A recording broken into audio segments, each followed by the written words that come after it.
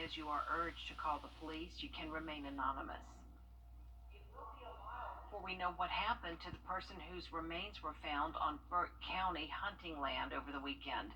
The coroner's office telling News Channel 6 the remains found near Pine Straw Lane and Highway 305 will need to have DNA testing to determine the gender of the remains as well as how the person died. Those results could take up to a year.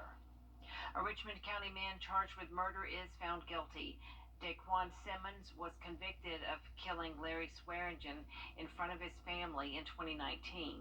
The shooting happened on Lawrence Street in Aiken after the two got into a verbal argument. The victim was an Army veteran, husband and father. He was also an organ donor. His heart, kidney, and pancreas saving others' lives. According to the solicitor's office, Simmons will be sentenced at a later date. South Carolina could soon see changes to its election laws if some lawmakers have their way. They're looking at two bills, one to give voters more access and secure elections in the state. The other would limit absentee mail voting and ban the use of drop boxes. People to roll up their sleeves for a COVID shot continues, especially in rural areas of the state. One private company, Gold Cross Ambulance Service, is stepping in to help. News Channel 6's DEIRNESA Jefferson is at Daniel Field right now, where Gold Cross is wrapping up a vaccine clinic. And they are getting ready to move those efforts into Jefferson County. DEIRNESA? Yeah, Jenny, we were seeing long lines here earlier today. As you can see behind me, that has slowed down a bit here, but people are still coming in to get their shot. Now, today is the first of two vaccine clinics hosted by Gold Cross. Their efforts bringing the vaccine to a central area here in Augusta and also a rural part of the state in Jefferson County.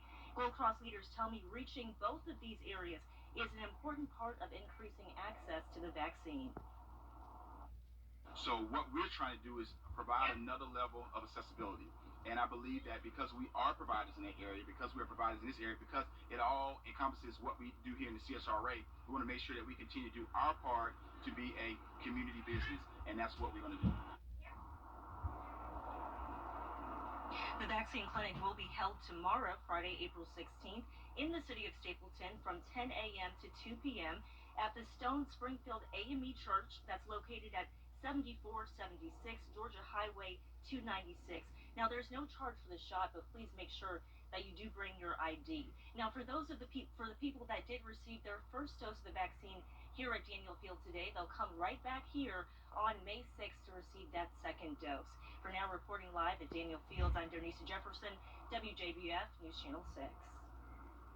You know, getting your annual mammogram is key in detecting and treating breast cancer. Doctors, though, have a new recommendation if you plan to schedule yours soon. Here's News Channel 6's Chloe SALSAMEDA. If you're getting your mammogram, you will now be asked if you recently got your COVID-19 vaccine. Why? Because that shot could affect your mammogram results.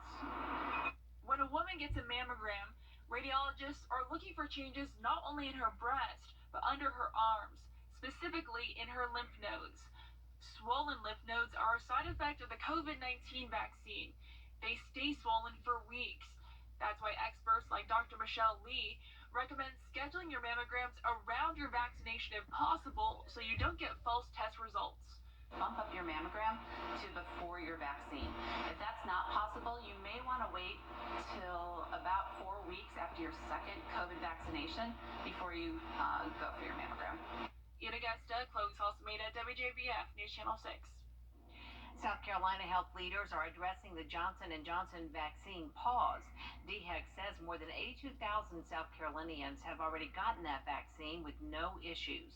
The interim director of public health says pauses like this are often just a part of the process and that you should take whatever opportunity you can get to get vaccinated.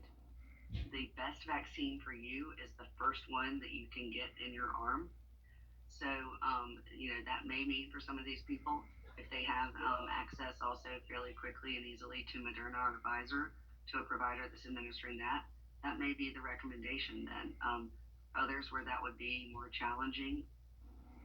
DHEC says South Carolina is still far from reaching herd immunity and recommends you still take precautions in public like social distancing and wearing a mask. If you've had your shot, then you've gotten a card for proof.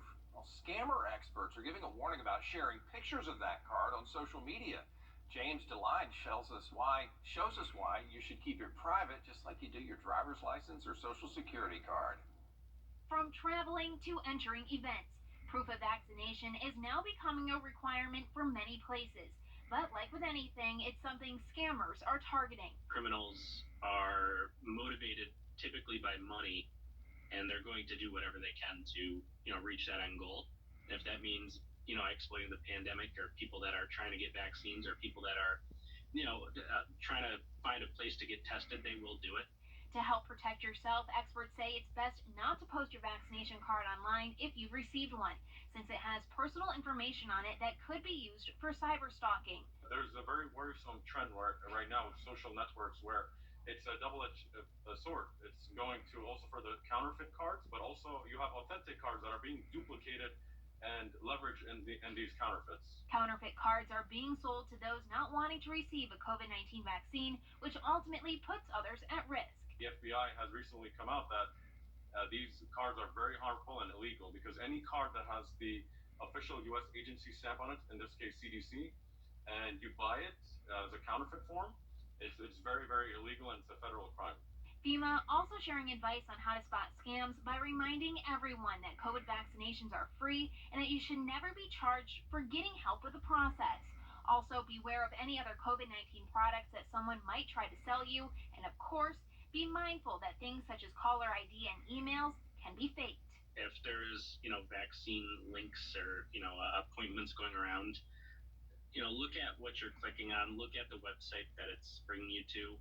Apps like FakeSpot can help protect you from e-commerce scams, and if you have any questions regarding a vaccine appointment, it's best to contact your provider directly for verification. Well, here we are. Welcome to